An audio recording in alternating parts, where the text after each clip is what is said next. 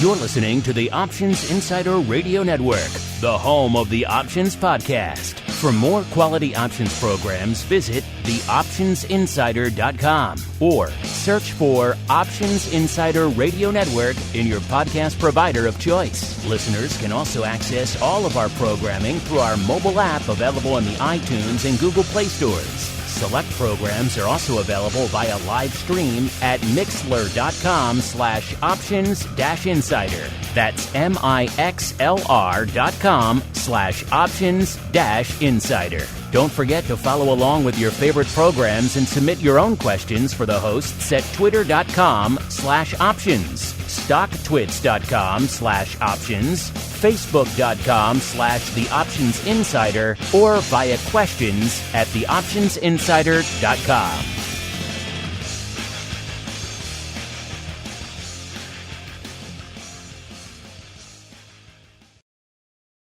Gold, crude oil, corn, soybeans, and more.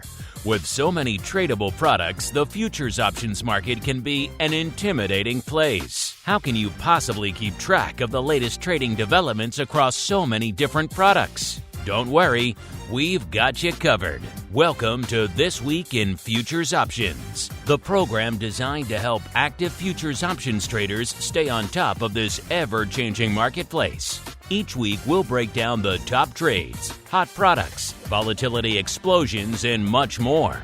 This Week in Futures Options streams live, so be sure to check out our live stream via the Mixlr app. That's MIXLR. Or join our live chat room at mixlr.com/options-insider. Whether you're an experienced veteran or a newcomer looking to separate the wheat from the lean hogs, This Week in Futures Options has the information you can't find anywhere else. This Week in Futures Options is brought to you by CME Group, the world's leading and most diverse futures and options exchange. For more information and educational resources about futures options at CME Group, visit cmegroup.com/options. This Week in Futures Options is also brought to you by FTSE Russell, a leading global provider of benchmarks, analytics, and data solutions. For more information, please visit ftserussell.com, cboe.com, and cmegroup.com. And now, get ready to break down the latest futures options trading activity. It's time for This Week in Futures Options.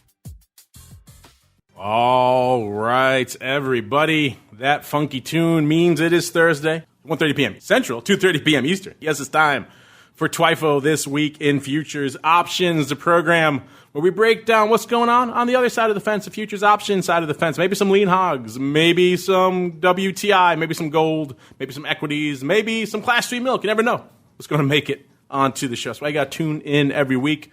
You guys, as always, can generate your own reports for yourselves as well. cmegroup.com/TWIFO or TWIO, TWIO. Both of them should work out there. My name is Mark Longo from theoptionsinsider.com, as well as, of course, from the Options Insider Radio Network. Glad to see so many new earlobes joining the network over the last couple of months. We know these are trying times out there. A lot of you stuck at home. A lot of you worried about the market. We're glad to see such an influx of new people over there discovering the network. Been running for a long time.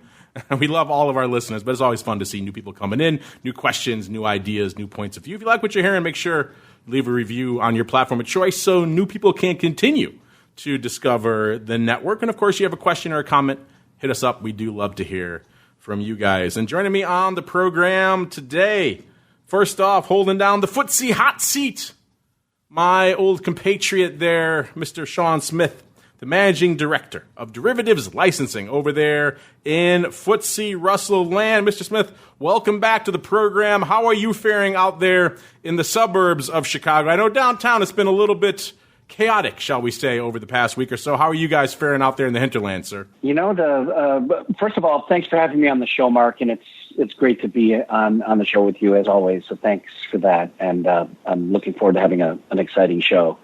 The chaos from the city has spread to the suburbs. There's been some stuff going on out here, so we just hope everybody just remains safe and takes care of themselves, and hope that the volatility calms down. Yeah, it is quite literal crazy town over here. As I'm recording these words, as I'm beaming these out to you, Sean, there are literal National Guard troops right outside the door, the entrance to this studio here. So that's where the world is here in year 2020 here in June. We have descended into madness and chaos. But hopefully this show will help talk folks off the ledge. And joining us to help do just that, it's always fun to have someone from CME back in the CME Group hot seat. It has been quite some time, and today I'm pleased to say we're joined once again by Mr. Tim McCourt, the Managing Director, indeed the Global Head of Equity Products over there at CME Group. Tim, welcome back to TWIFO, sir. It has been too long. Thanks, Mark. Good to be back. Good to be on the show. Sean, glad to hear you're doing well. Looking forward to today's conversation. I want to get into all the fun stuff you guys have popping off on the equity space. You do have a little bit of a domain called crypto under your purview there as well. I want to get to that as well. But before we do, obviously, like I mentioned, Tim, you're the first CME person we've had on in quite some time. And I'm not sure if you've seen, but the world has kind of gone mad since the last time you and I chatted and you joined us here on the program. We, of course, had the pandemic kicking everything off earlier in the year. We saw the market, particularly in your domain, the equity space, really just sell off aggressively heading into March, then almost just as aggressively turn around and rebound and rally now. We're threatening, if not at, new all-time highs in a lot of the major indices out there right now. So it's been unprecedented times. From that perspective, of course, we have the entirety of the market pretty much operating in electronic capacity these days, which was completely unforeseen. Remote working, as I mentioned, National Guard troops there in the major cities, rioting, civil unrest. A lot has happened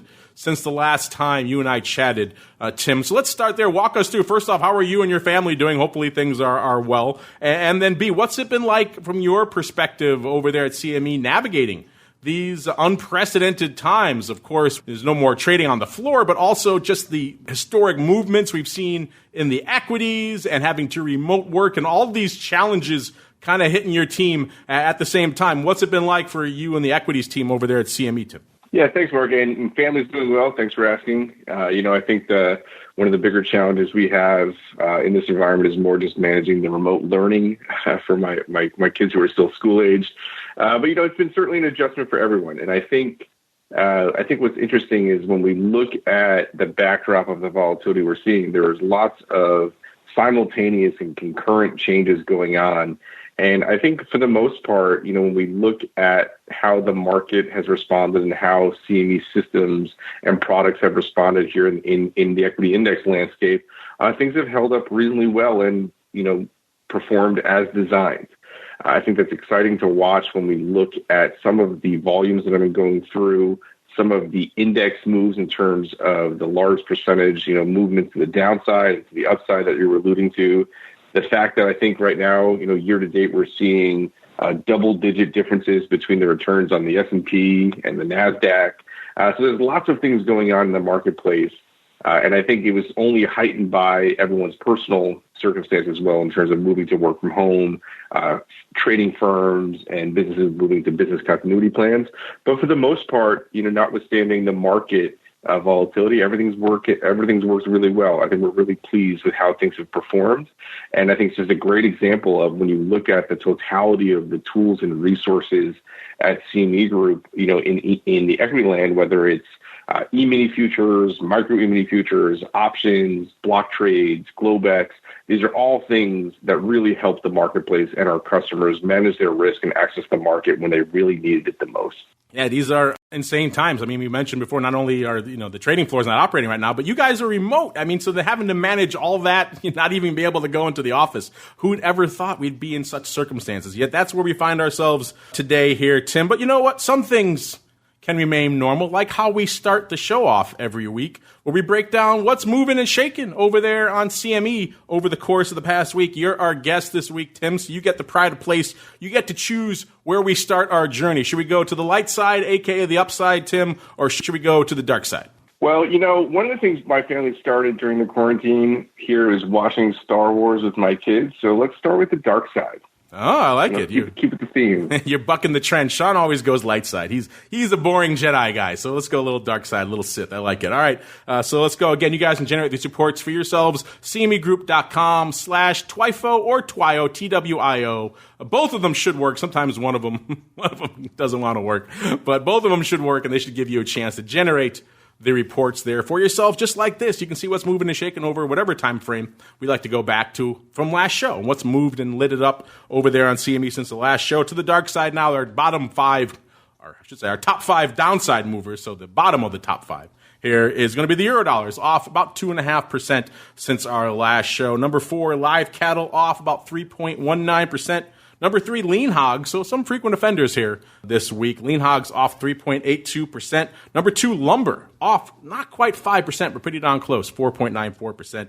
And then rough rice, just having a rough week, off 26.06%. So, yeah, if you looked at this chart, listeners, there's a huge outlier there on the bottom there across the x-axis, and that's, of course, rough rice, just blowing the doors off anything else to the upside or to the downside. Let's go to the upside now. Let's be silly, because Sean, this is one of the few weeks we don't see Russell 2000. A weird, quiet week, I guess, because we have big things coming up later this week for Russell 2000. We'll get to that in a little bit. Maybe people keeping their powder dry ahead of that. We have to go all the way down to number 12 to find the Russell 2000, which is weird. Usually it's number 1 to the upside or to the downside. Whichever direction it's moving, it's blowing the doors off. This week, a paltry number 12, up only 3.44%. I say only in air quotes there, listeners, because it is obviously a big mover out there. But let's go to our normal top 5 to the upside. A little bit of a theme here to the upside this week. Number 5, Brent, up over 7%, 7.17%. Number 4, WTI, up about 8.5% this week. Number 3, heating oil, up 8.58%. Number 2, RBOB, you getting a theme here? Up 10.03%. And number 1 with a bullet again this week, blowing away from the equity, I should say the energy, breaking the energy theme here of our top 5. It's going to be Class 3 milk, our old friend Class 3 milk, moving yet again this week, up 12.85%. So our biggest movers are Class 3 milk to the upside, up 12.85%. And then we got rough rice to the downside, off nearly double that, off 26%. Just insane times out there. But we got Tim on in the equities division and crypto. I want to start there because a lot has been popping off in that neck of the woods. Obviously, in the last couple of months, we saw the insane sell-off there leading into the middle of March, and some might say the equally insane rebounds given all the other shoes that have yet to drop out there, where the markets have mostly gotten most of the sell-off back already. Coming into showtime, we saw the VIX, aka the vol, the S&P 500, at about 25.25. That puts it down about 2.5 points from where it was this time last week. We saw our old friend, the velocity of VIX, aka VVIX, at about 108 and about a half, off. Actually, you should say up about half a point. So vol still moving quite a bit, staying frothy. And our old friend, the RVX, which is, of course, the VIX of the Russell 2000, at about a 35.8 coming into showtime. It puts it off about 1 1/3 points from last year. That means that VIX RVX spread at a little over 10 points, about 10.6 points. So that's getting a little wider, a little over a point wider than it was last week. So small cap vol continuing to distinguish itself from its large cap compatriots. Since we're talking small and large, Tim, well, let's start there. That's kind of one of the big announcements in your neck of the woods. I've been bugging you about this for a while. In fact, when you, me, and Sean sat down over there at Boca, it seems like a lifetime ago now. It was only a year and change ago. It's another world entirely from now. And that nice, quiet, tranquil, tropical paradise of Florida down there. You kind of mentioned offhand that you were launching these micro futures, and I thought they were interesting theoretically, but they never really leapt across my radar as being the juggernaut that they would become. Yet here we are a year plus and change away, and they have been, as you guys have said many times, the most successful new product in the history of CME. Some nuggets here. 243 million contracts traded on all of them. So there's S&P 500, NASDAQ, Russell 2000, and the Dow. That includes 120 million on the E-mini S&P 500 micro. 87 million on the micro NASDAQ, so blowing the doors off there. 913,000 contracts ADV combined across all of them, so clearly blowing the doors off. So they've been kind of the surprise hit of the year. And I've been asking you every time you've been on, Tim, ever since then, when are we going to see the options? When are we going to see the options? I am pleased to say we finally have a date somewhat in sight here. So walk us through, Tim. First off, Are you still as surprised as I am that these micro futures are just the belle of the ball here? And then B, what was it that finally made you guys, outside of me, decide to launch the options? And what are you expecting going forward and when we might see these things? Yes, certainly the micro E-mini futures at CME Group has been a tremendous success story. And I'd like to say I had this level of success in mind, back when there was just a twinkle in my eye, but this has completely surpassed even my wildest expectations.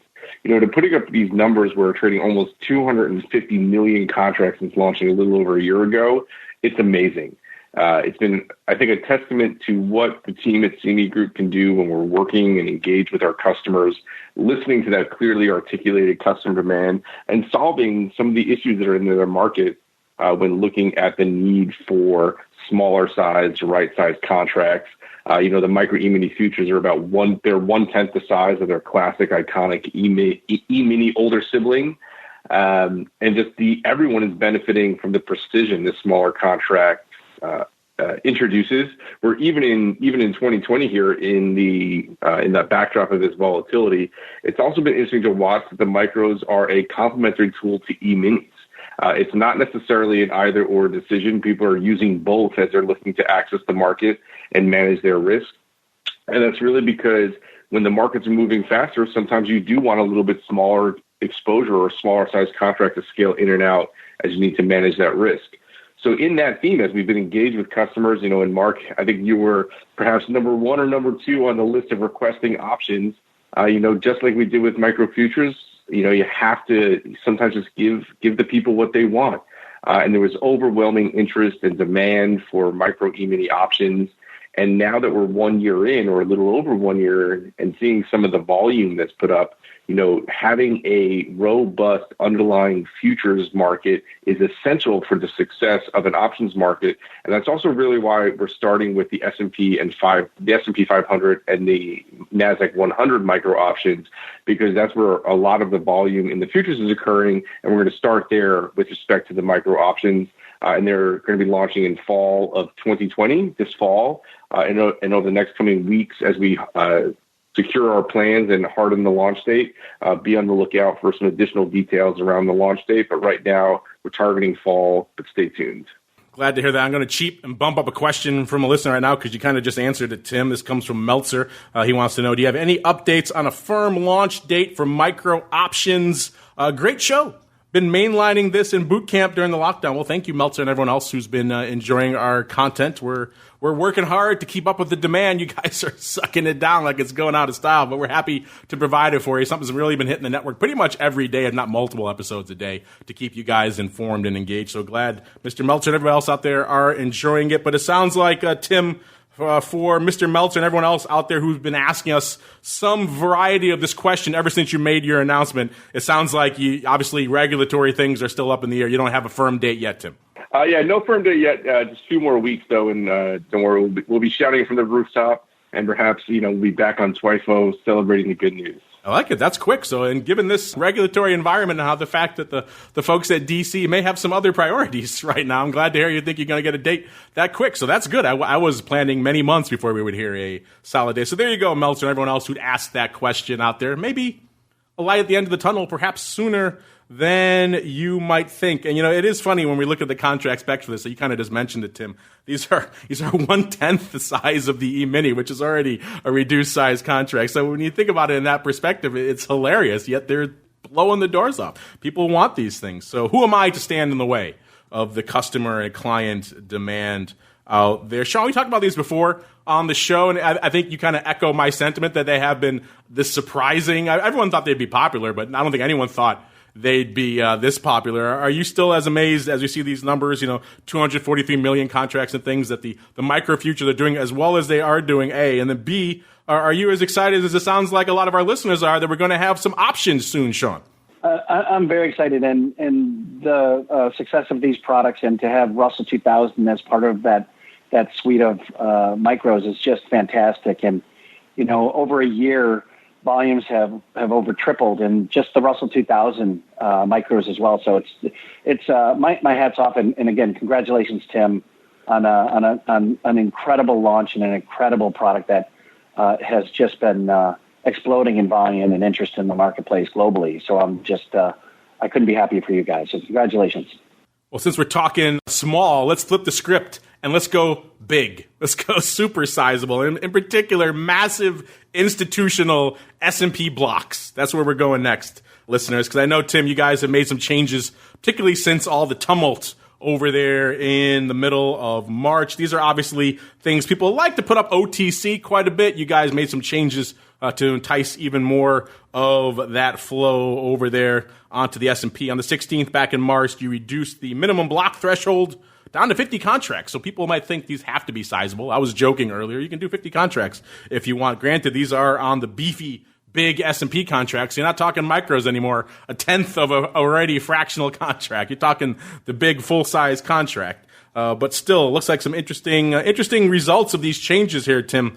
Looks like between March 13th and April 30th, right after you made these changes, about 2,300 block trades have gone up, over 500,000 contracts. In the big S&P, the 250 multiplier out there, which would be obviously about 2.8 million contracts in E-mini land. So walk us through what prompted you and the team to make these changes at the height of the madness, at the height of the sell-off, Tim. And it sounds like, so far at least, the results are proving themselves out there in the volume. Yeah, absolutely. And as I kind of said in the intro, there are lots of tools in the toolkit here at CME, and this is certainly one of those examples that is proving useful during these unique times in the work-from-home environment and when the trading pits are closed.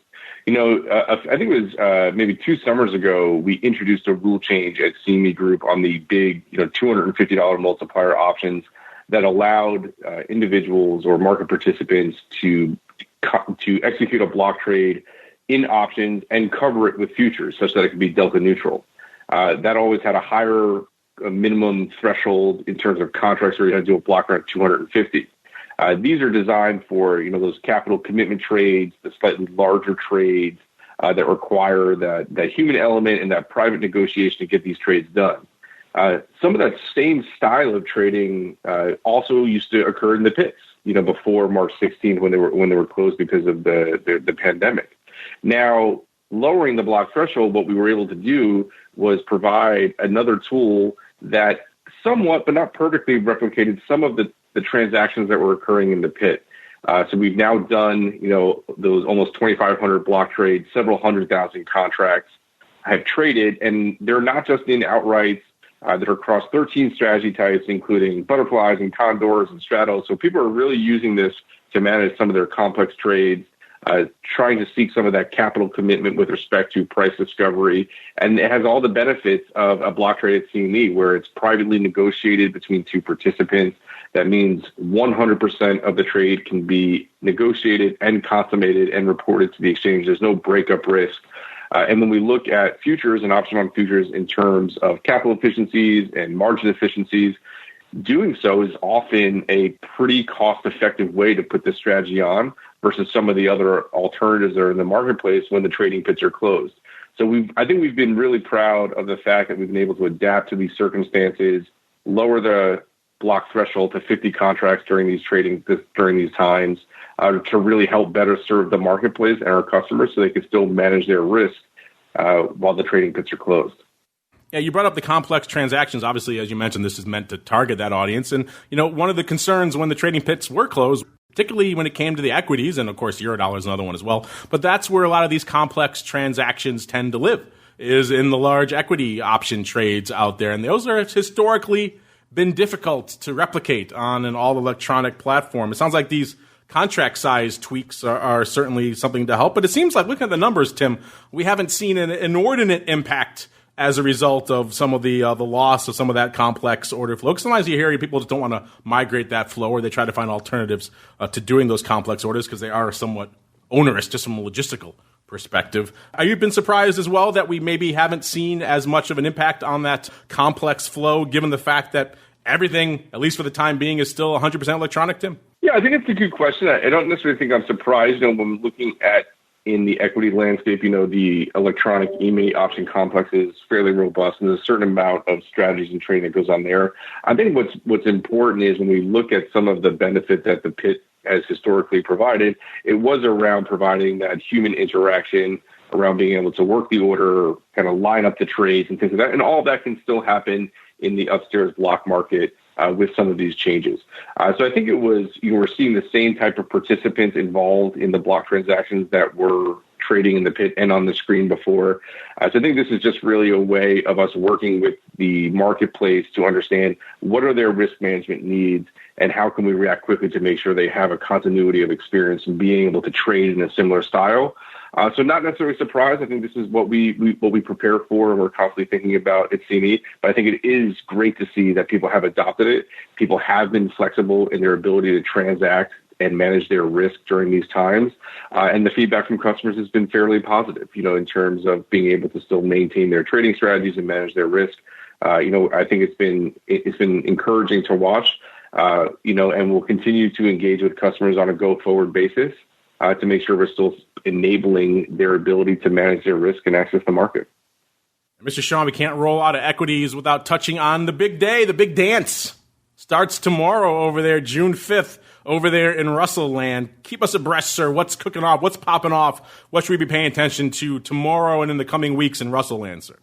Thanks, Mark. Well, as you know, the Russell annual index rebalancing process has begun, and FTSE Russell is looking to capture those changes in the market so that our U.S. indices, our Russell U.S. indices, continue to reflect the true U.S. equity market, right? So with that, June 5th, tomorrow, is the preliminary, I say that word 3 times, preliminary U.S. add and delete list. It gets posted on our website tomorrow night at 6 p.m. Eastern time. So there will be lots of eyes looking at the preliminary list that comes out tomorrow night. There you go, June 5th. Stay tuned, FTSERussell.com for all the info on that. A lot of you have been hitting us up saying, this is a recon you're going to pay more attention to, given to all the other factors that are playing at work in the marketplace right now. We understand, I get it.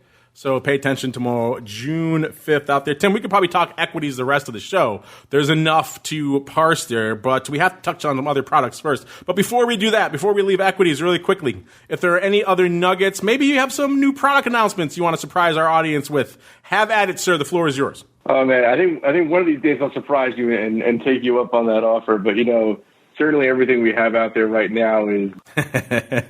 It's just me, you, and Sean talking here. That's all. I know.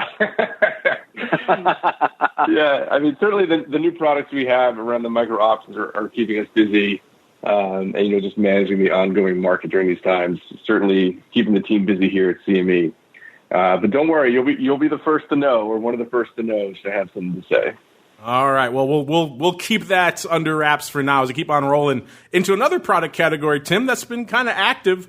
We pay attention to it every week. We have a whole show devoted to it now. Check it out if you haven't, listeners. The Crypto Rundown. Every Monday, we record it and stream it live after the option block, usually around 2 p.m. Central, 3 p.m. Eastern is when that show fires off. A lot of you new folks have been discovering that one as well. That's been fun to see. Some people outside the traditional options demographic coming in to discover that show, which is always fun out there. Then discovering the breadth of the rest of the network, which is always fun to see out there. But Tim, it's been an interesting story. One we've been watching for a while there is since you guys announced the options over there at CME is, what kind of volume are they going to attract? What kind of people were going to be trading these? How much action were they going to have? And obviously, a lot of other venues have been doing a lot of volume out there, and the futures have been doing a fairly steady pace of volume out there on CME lands. A lot of people thought the options would hit the ground running over there on the CME Bitcoin futures, and they kind of had a slow start. They were kicking off. They did some paper in the initial kind of blush of it. Then it kind of tapered off for a while. We, of course, have seen the large events that went on in the broad equity and indeed market space, like the pandemic and all the unrest and everything else that has happened since then. But also, since last time you've been on, Tim, we had in the Bitcoin world a huge event, which is, of course, the halving, where they limit the rewards for those folks mining it. So kind of therefore limiting the supply should theoretically have an interesting impact on the underlying as a result. So that's a big driver typically of a lot of volatility, hopefully a lot of volume. And we have seen an interesting uptick over there on CME options coming in and indeed coming out of the halving. I think coming out of the halving is even more interesting and more surprising because you don't have that event anymore, Tim, to really drive the paper. Yet in the last couple of weeks, we've been noticing some big prints going up out there in CME. Looks like some verticals going up in June, 1,100, 1,300 vertical, going up recently out there, as well as July, more OI building out in July. Verticals are the trade du jour.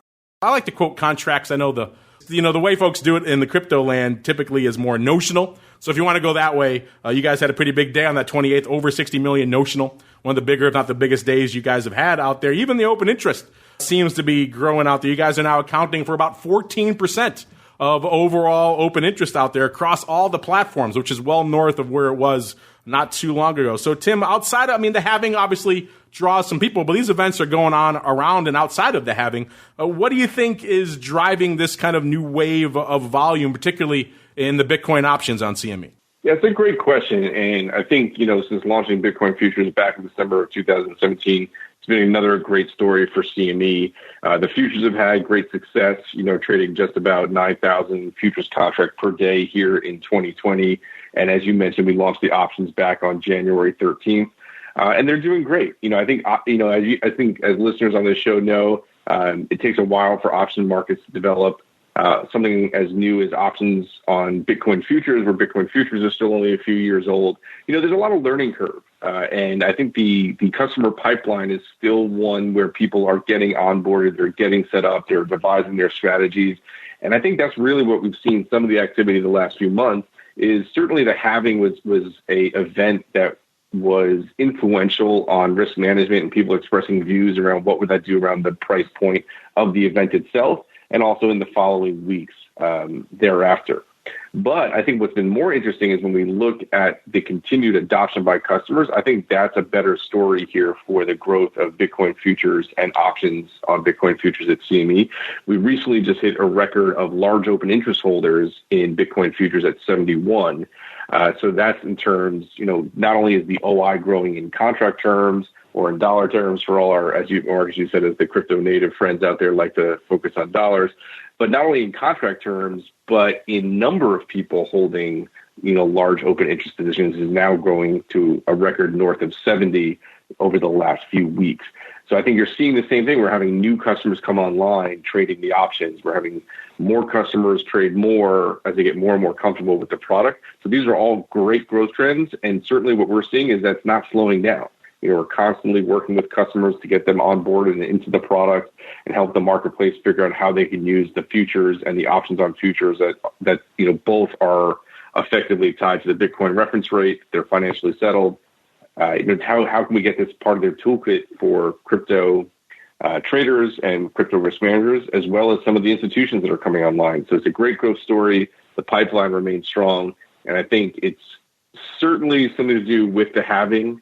That's always I think that was a popular story for a few months leading up to it. But I think the real story here is continued customer adoption. Yeah, I'm looking at the numbers right here, and you're right, they have been growing pretty steadily. The futures, obviously, have been a success story almost from the jump, and they're doing about ADV, about 8,500 contracts right now. It's up 15% from this time last year. OI also pretty strong, up quite a bit to 10,000, almost 11,000 contracts. That was the high back on not too long ago, May 19th of this year. And the options also ticking up as well, ADV of 81. That sounds like not much, listeners, but it's from a low number. That's actually quite a bit. And of course, that's got a multiplier to it. So it's actually over 400 equivalent Bitcoin out there. And you had a big day, like I mentioned, that day of the verticals, May 28th, putting up 1,418 contracts out there. So it seems like folks are starting to discover these products even more.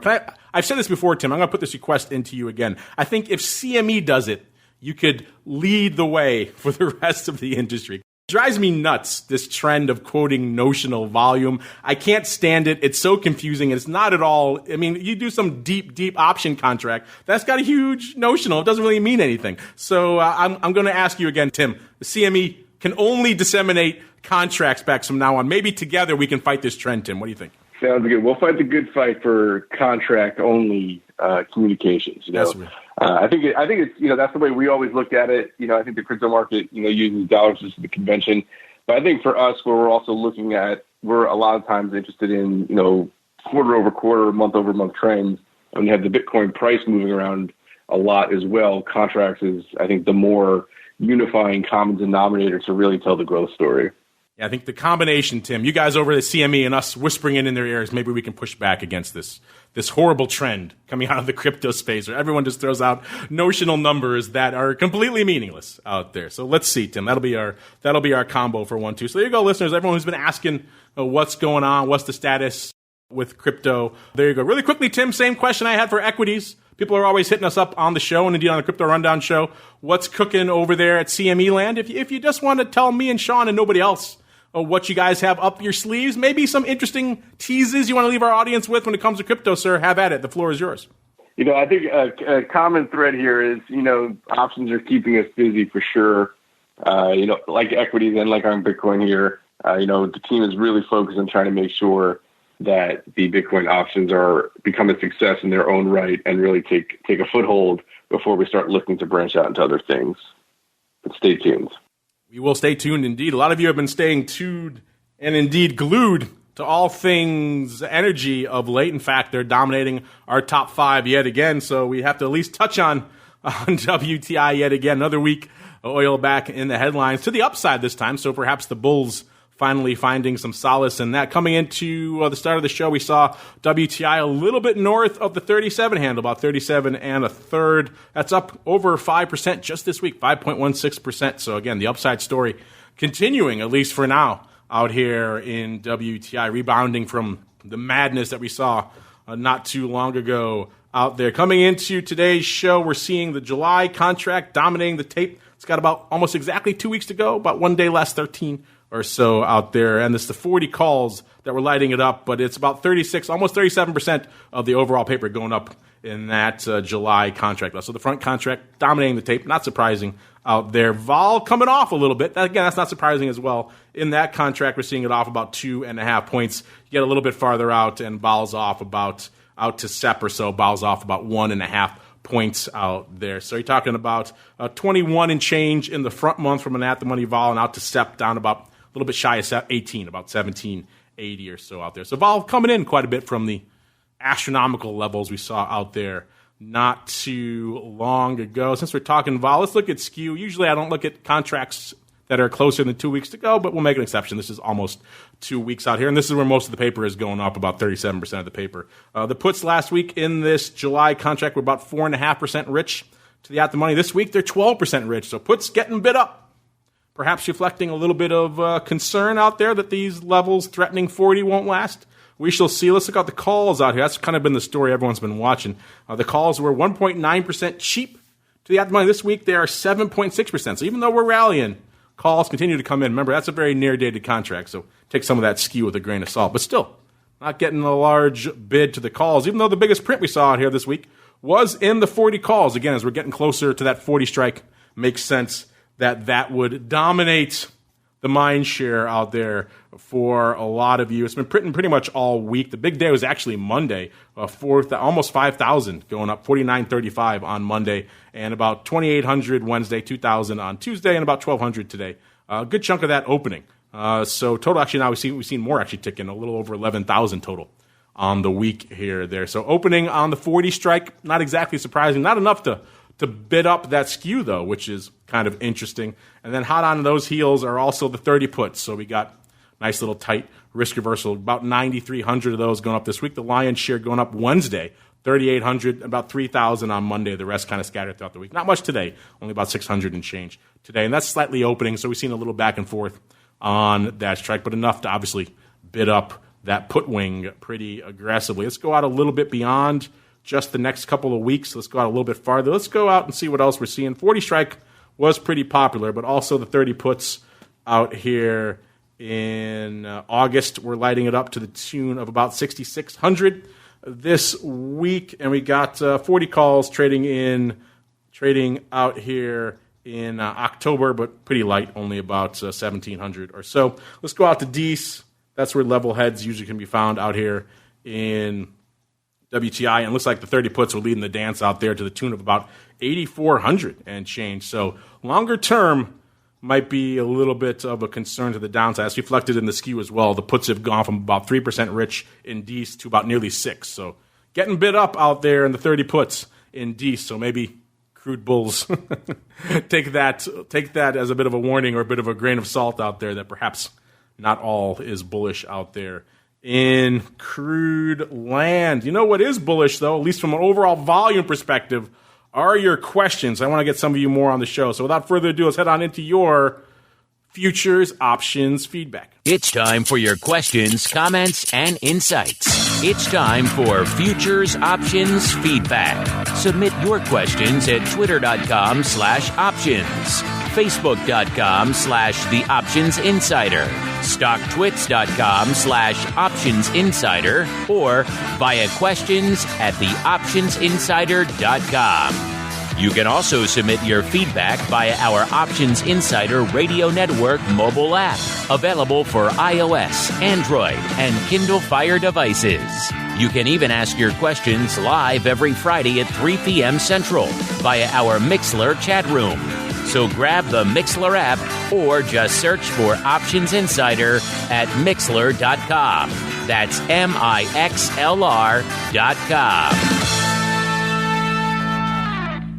All right, everybody, welcome to your segment. I mean, the whole show is your show, but this is where you guys get to take the reins. We already bumped up that one from Meltzer there. See what else we got in store for us here. Actually, this is an interesting one. I like having the product guys on when we get the product questions. Now, this comes from Alan, or maybe Alan Z. Maybe he's Alan's plural. Either way, Alan Z. Let's go with that. Alan Z wants to know, will we ever see a listed index SKU product? I know there is a SKU index, but nothing tradable that I'm aware of. Stay safe out there in Chicago. Well, thank you, Alan. Hopefully, wherever you are, you guys are staying safe as well. It's growing more challenging these days as the unrest continues to spread, it seems like. But, yeah, keep your head down. Listen to the shows. Interesting question here, Tim. I like our listeners. They like to get deep into the weeds sometimes. Obviously, you can trade SKU doing things like risk reversals out there. And he's right, there is an index out there that is disseminated out there in the S&P, but you can't trade it. So it's kind of an interesting question. That's why having a product guy like you on the show right now, good timing. I'm curious, what do you think for Alan's question here? I mean, you interact with the end users all the time. Is there demand for this kind of thing, or is it really more just like an esoteric indicator and not really something that would manifest well in a tradable product, Tim? Yeah, certainly. I would say it's really only ever so often that in our conversation, I think a linear product or a future tied to SKU kind of comes up I think that's really because the feedback that we get when you dig a little bit deeper, Mark, as you point out, people can trade SKU pretty easily in other means. So it'd be quite the questions that we get is when we look at trying to then develop markets around SKU for futures and things like that, a little bit challenging to figure out what does that two-sided market look like? Is it additive, or is it just kind of a nice to have in terms of some of the products that we're looking for? But again, it only comes up every so often, not something we see high demand for. But if there are people out there who want to see SKU in a more linear payout format for futures, Mark, you're the perfect guy for them to reach out to. Just keep that feedback coming. Yeah, I mean, we do that now. You can generate a lot of this information for yourselves, Alan, and everyone else with these TWIFO reports. They show the 25 delta call, 25 delta put, so you can kind of do those risk reversals yourself, but it does take a little bit of legwork on your own part. It's not really disseminated widely out there. So I could see a use case for it, but I think it does kind of fall more in the indicator category. I don't know if people are out there dying to instantly trade, and if you can trade the risk reversal. So yeah, maybe it's something that's more suitable in the indicator territory, even though the information is very useful. Sean, same question for you. I'm curious. We have to say here for Alan, you're out there talking to a lot of the equity end users. Is this something that comes up in your conversations? Are people talking about, hey, I want to see a SKU product, or do you think it's more kind of relegated to the indicator territory, sir? I'm going to lean towards Tim's answer. There's SKU comes up all the time, specifically, and of course Tim knows I'm going to say this, but in small caps, because of the volatility that you get in small cap option world, there is a steeper SKU historically in small cap. So to create a future, I'm going to leave that to the product guys at our exchanges to kind of talk about. But there's always the ability to capture SKU, to hedge it as well, and to trade it through spreads. So there's, keep the client demand coming, and folks like Tim are the experts that will come out with products for us. Since we're talking SKU, let's jump to this question here from Spotlight. He or she wants to know, what's your favorite trade to take advantage of the shifting skews that you are always highlighting on your show? How should I best take advantage of this info as I feel it's very actionable? Well, you're right, Spotlight. It is. It is very useful info because it provides you a lot of idea about what's going on from an overall sentiment perspective and indeed an order flow perspective. In an underlying, you could talk about those other indicators that you want, but that's what actual order flow is doing out there. It's kind of like a straddle. It shows you what real money is actually trading and what they're thinking about the outlook for the product. Now, it's not always 100% just because you see a call wing is bid doesn't mean the underlying is going to rally and vice versa, but it is a good idea of where the large-scale customer sentiment is lying in a product. And we were just talking about risk reversals there, Spotlight. That's usually the number one kind of go-to skew trade out there. Usually it's selling a put and buying a call. If you're bullish, vice versa. If you're bearish, you're going to buy the put, sell the call, use one to finance some or all of the other. Usually it's done, as I mentioned earlier, with 25 delta put and a 25 delta call. So it's going to be your 50 delta risk reversal. That's the standard flavor, but you can play with that however you want. You can make the put a little bit higher delta, the call a little bit lower delta, or vice versa, however you want to play with that. Maybe you want a little bit more delta exposure. You want to get a little bit more bullish. Maybe you want to get the opposite. No, whatever your flavor is. But risk reversals are typically the go-to trade for that type of skew trade. But anything really that's going to be long and broad and really extend across the options chain for a distance is going to have a similar effect. So you could do the same thing with just a vertical. Maybe you do a deep in the money call on one end and a farther out of the money call on the other. If you're going across the options chain like that, it's going to have a similar skew impact to you. You are trading skew there, whether or not you're aware of it. So any sort of wide vertical type trade is going to have a skew component to it. But in general, the go-to skew trade typically is a risk reversal, either bullish or bearish. The bearish end, if it's done against an underlying trade, usually also known as a collar out there. So a couple of different flavors of it, but it's usually 25 delta call, 25 delta put. Some people like to play 30 and others. You can play whatever delta you want, but that's usually the trade there, Spotlight, that people are looking at when they're looking at trading. So that's why we give you that info, because it's informative. And maybe just, for example, if you hear me coming on a show like this and saying, hey, the call wing is bid, regardless of whether you agree with that, whether you think the underlying is going to rally or not, you could use that, take advantage of those discrepancies and those distortions in your own trading. Like, for example, if a call wing is bid, maybe you can buy a vertical for a little bit less than you probably normally would. You buy the at the money, sell a farther out of the money, and take advantage of that skew. So we highlight those to allow you to make informed decisions when you're out there trading, not just from a sentiment perspective, but also, hey, there's a discrepancy to be taken advantage of here in, let's say, soybeans this week or whatever the case may be. And that's why we highlight that stuff for you out there. All right, let's see. Got some other ones floating around in here. Got a last one here. I know this is going to be a hard one for you, Tim. I was chatting with you about this before the show. We get this question all the time. I know this is not in your wheelhouse, so I won't even bother making you answer it, but I'll do it for you here. From A. Paul and everyone else who has a similar question. A. Paul happens to ask, NYSE is back. SIBO has a date. When is CME coming back? I'm pretty sure he's referring to the trading floor. As we were just talking about, that's still kind of a fluid thing out there. In fact, SIBO just announced they're bumping their date. So I think if CME had a date, they probably would be bumping it as well because, as you have heard at the top of the show, listeners, there's National Guard outside right now here in Chicago. It's not exactly a time to be bringing everyone back out there on the old trading floor ground. So, yeah, we don't have a date yet for all things CME. But it sounds like Tim's got a lot up his sleeve here in terms of dates for the micro options, and maybe when we have a floor date, Tim might use that to wrangle his way back onto the show. I like when he comes back on with announcements, and it sounds like he's got a lot up his sleeves for you, A. Paul, and everybody else coming in the not-so-distant future. All right, unfortunately, man, the shows are flying by today. Option block flew by like that. Now we got TWIFO coming to a close. That music, listeners, means come to the end of this journey here on all things TWIFO. You guys, of course, can keep checking that report for yourselves. CMEgroup.com/TWIFO. In between episodes of the show, TWIO also works out there, so you can generate the reports. You want to do fluid milk at 3 in the morning? Have at it. We won't judge you. Let's go back around the horn. Tim, sounds like you got some stuff up your sleeve, so it sounds like we might be chatting again pretty soon. Anything you want to leave our audience with, sir, in terms of teases? Now is the time. Once again, the floor is yours, sir. No, it's another great show, Mark. Thanks for having me back. I hope I'm back in a few weeks with some more concrete dates and details around micro options.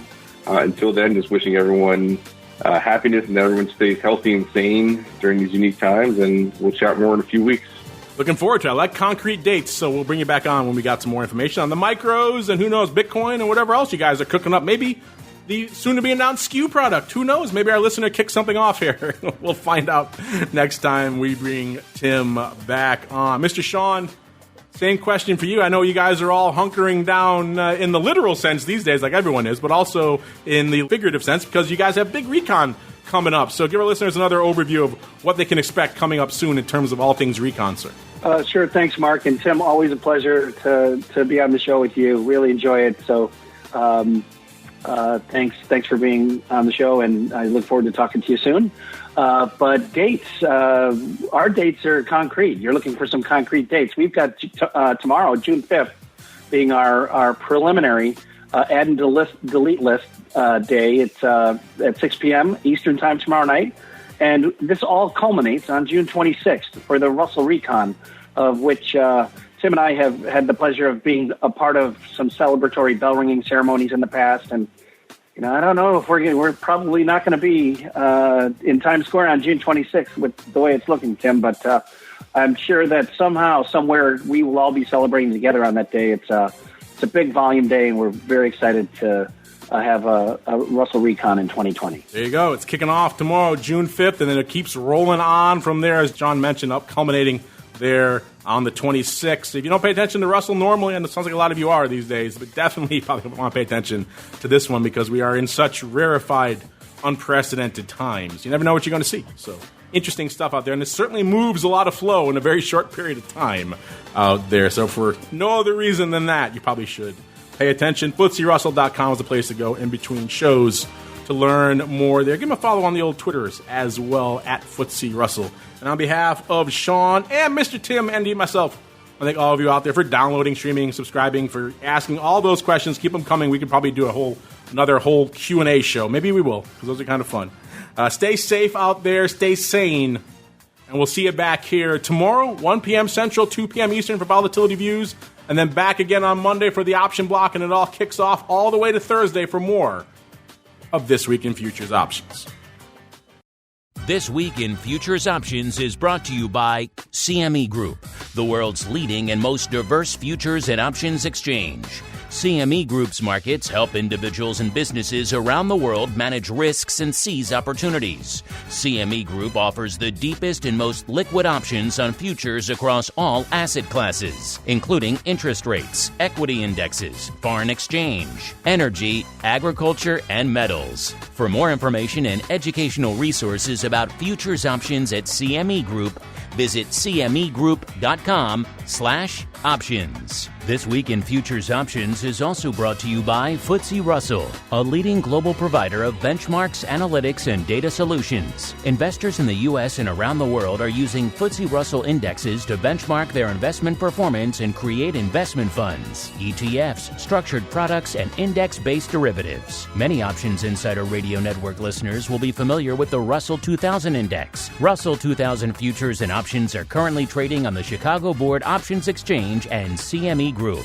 For more information, please visit FTSERussell.com, CBOE.com, and CMEGroup.com. This broadcast is intended for informational and educational purposes only and does not constitute trading advice or the solicitation of purchases or sale of any futures or options. The rulebook of the applicable exchange should be consulted as the authoritative source on all current contract specifications.